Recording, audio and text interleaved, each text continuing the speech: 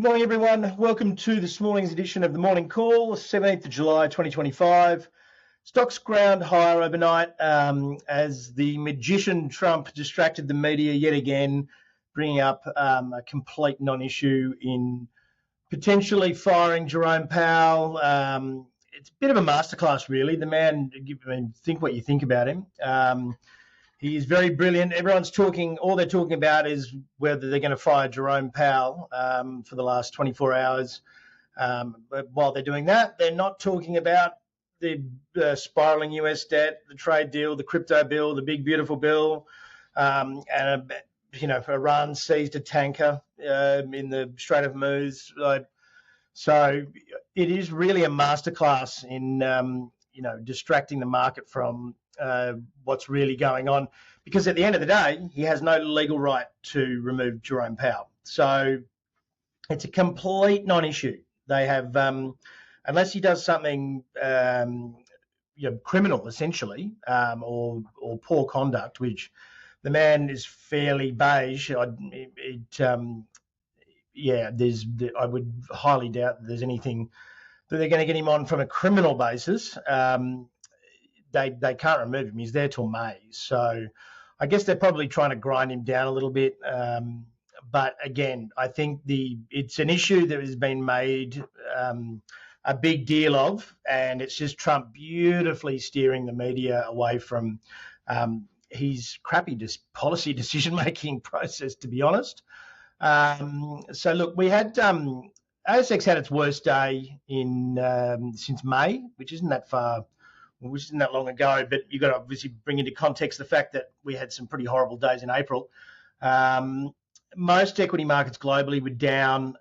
They were down early on doubts around the semiconductor exports from NVIDIA to China, and which has since been corrected. And obviously this rumor floating around that he's going to fire Jerome Powell's central bank uncertainty, which was driving bond yields higher, which was softening the market as well. So that's been corrected. Yet another day, another storm in a teacup, and we're probably set to bounce higher. The reaction in the ASX yesterday was pretty weak. I've got to say, we've had fairly broad, short-term uptrending commodities just across the board, including iron ore, and the banks had the slightest of wobbles in the US the previous day, which overnight has been completely corrected.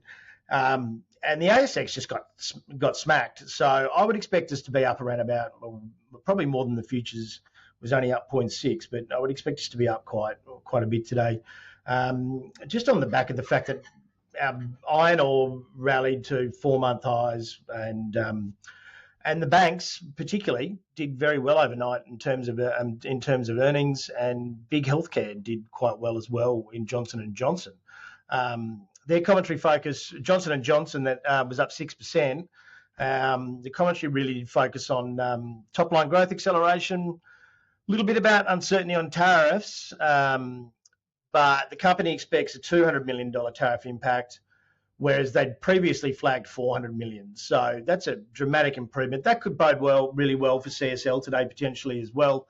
And you see that the healthcare sector really, Eli Lilly up 2, AbbVie up 2.5, Amgen up 2.5, Johnson & Johnson up 6. So Mag 7 didn't do a hell of a lot overnight. Oracle was still trending higher.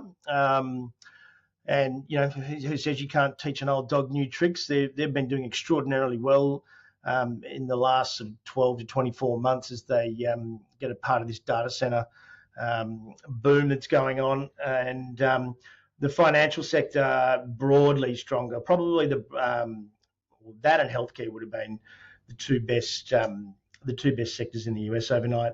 Tesla jumped 3.5% on plans to launch a 6-seater Model Y. Look, it's a volatile stock. It's just that's really just noise. Overall, I would have thought in the scheme of things, it tends to swing around quite dramatically. So I'm going to wrap up the US bank earnings for you. A little bit of context before we start. This is the banks in terms of market cap. JP Morgan, biggest bank. Bank of America comes in second at 348 billion. Wells Fargo 254, Morgan Stanley 220, Goldman's 220, Citi 167. JP Morgan's, not. It's a traditional bank, but one of the oldest banks. But a fair bit of trading volume. Morgan Stanley, Goldman Sachs, and Citi are more on the brokerage side as well as traditional banking, but they're more M&A and deal making, etc. So JP Morgan, Morgan Stanley, Goldman's and Citi are more like your Macquarie's. Wells Fargo more like your CBA's, and not quite as building society like as the Australian banks, but closer to those. Bank of America sits somewhere in the middle there as well. So just a little bit of context with that. So JP Morgan Chase, there was some one-offs and things. They were, down 11, down 17, was the only one that really had a pullback in revenue. The market expected it. They did beat expectations. Bank of America, slight move up, was broadly unchanged on the earnings results. Wells Fargo, revenue up 1, net income up 12, but was fairly in line, disappointed the market. And they flagged some forward risks as well. So, and that really did worry investors. US earnings season's really set up to do nothing but impress, beat analyst expectations. Nearly everyone beats. It's like an 80 to 90% hit rate for beating. So when you miss, it is a pretty. It's not taken very well by investors, that's for sure. So. But they are, they're geared to be bullish in the US. Morgan Stanley, again, beat expectations. Investors were obviously expecting roughly what they gave, roughly what they delivered because they didn't really move too much. Goldman Sachs, uplift there, 15 and 22, and Citi, 8 and 25 revenue and net income. So, but there wasn't a huge amount of movement across the board in the actual share prices, apart from Wells Fargo falling away. You can see here the income statements. Apologies for those who are listening to this, but it's sort of how they make their money with the flow diagrams. You can have a look on YouTube. I think Spotify and Apple have got the video as well, but it's sort of interesting to see where they make their money, where their revenue comes in, and obviously where the expenses go out. But the broader trend for all of these really was the volatility caused by that Liberation Day and then the subsequent rally really just drove market activity and brokerage. It was a brokerage bonanza basically. And that was really on the back of that volatility driving that activity.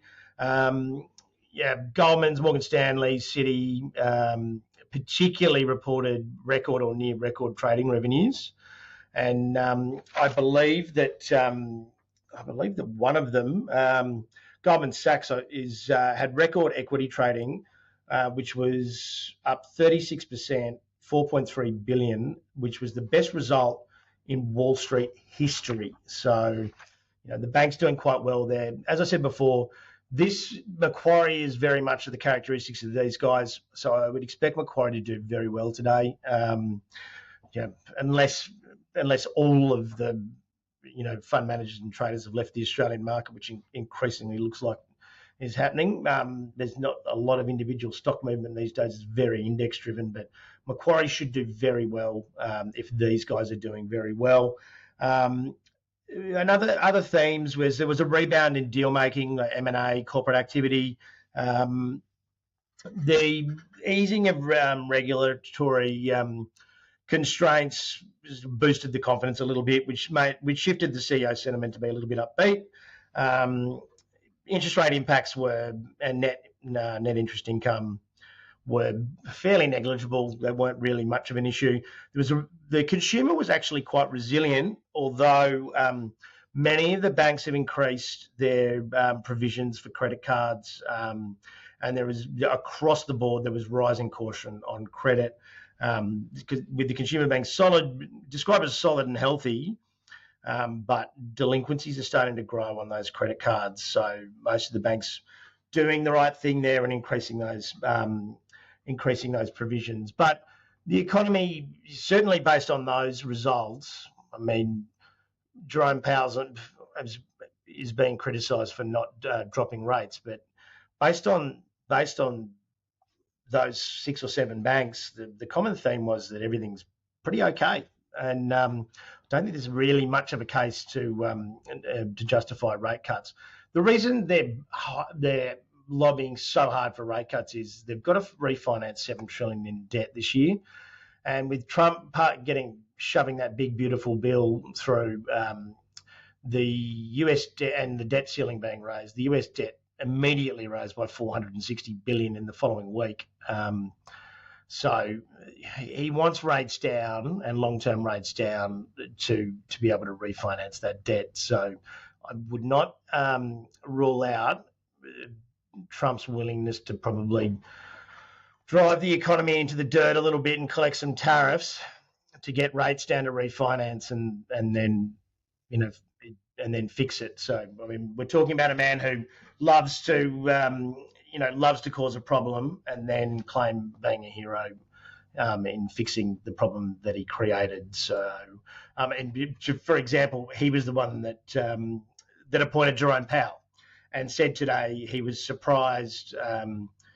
He was surprised at the Jerome Powell appointment, and it wasn't a good move, despite the fact that on Bloomberg they went back and showed him appointing Jerome Powell, and he said the complete opposite. So again, it's the noise we've got to sift through these days to get through to get to what's actually going on in markets. So on the commodities now, gold was up slightly, silver up slightly, copper was relatively unchanged.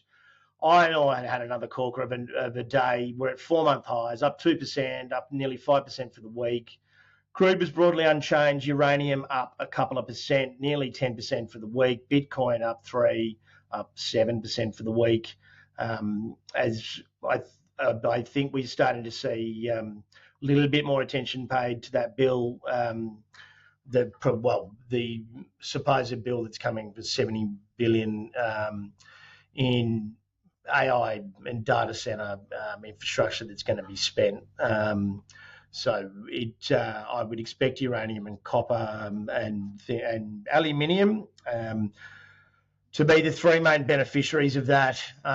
If you would like to have a bit of an in-depth look at that, I've written an article for Livewire in the last 24 hours around the resources that will be needed. Some really interesting stuff in there, particularly around water, actually. I didn't realize it was a tradable commodity.